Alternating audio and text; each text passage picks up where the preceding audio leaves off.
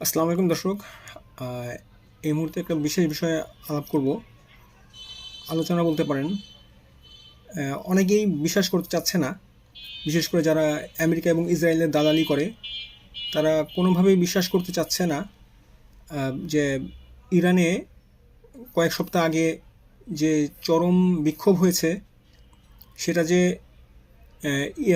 America এবং ইসরায়েলের মদদে হয়েছে এবং তাদেরই চক্রান্ত ছিল, এটা বাংলাদেশের এক শ্রেণীর নামধারী মুসলমান তারা বিশ্বাস করতে চাচ্ছে না।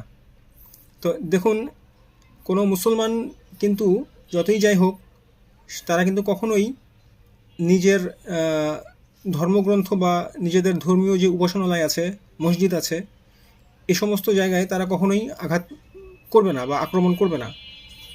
এটা তখনই সম্ভব যারা পরিপূর্ণ ইহুদি নাসারাদের মদদ নিয়ে যারা কাজ করে এবং তাদেরকেই পরিপূর্ণভাবে সমর্থন করে, তাদের পক্ষে এটা সম্ভব। তো আমি আজকে আপনাদেরকে এরকমই একটা প্রমাণ দেখাবো, যেখানে স্পষ্ট দেখা যাচ্ছে যে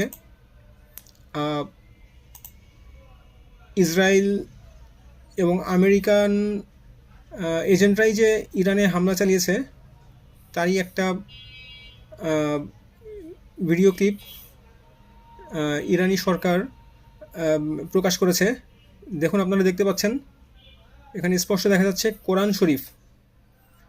এই বেজন্মা নেতানিয়াহু এবং এই বেজন্মা ট্রাম্প, তাদের যে চক্রান্তে কিছু বিক্ষোভকারী যারা ইরানে বিক্ষোভ করেছিল, তারা কোরআন শরীফে পর্যন্ত হামলা করেছে। দেখুন, তারা যদি আসলেই মুসলমান হতো তাহলে কিন্তু তারা এই কাজটা করতে পারতো না।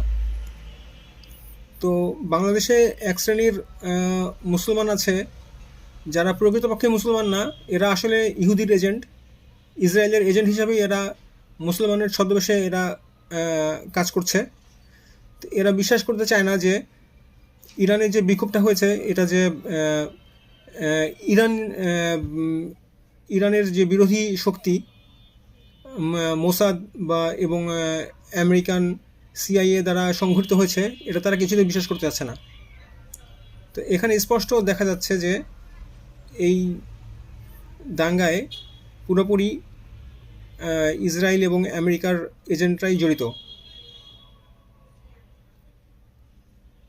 দেখুন, দাঙ্গাকারীরা মসজিদে হামলা চালিয়ে পবিত্র কোরআন শরীফ ও দোয়ার গ্রন্থে আগুন দিয়েছে। ইরানের ধর্মপ্রাণ মুসলমান কখনোই এসব সহ্য করবে না এবং এর একটা উচিত জবাব অবশ্যই তারা পাবে, ইনশাআল্লাহ।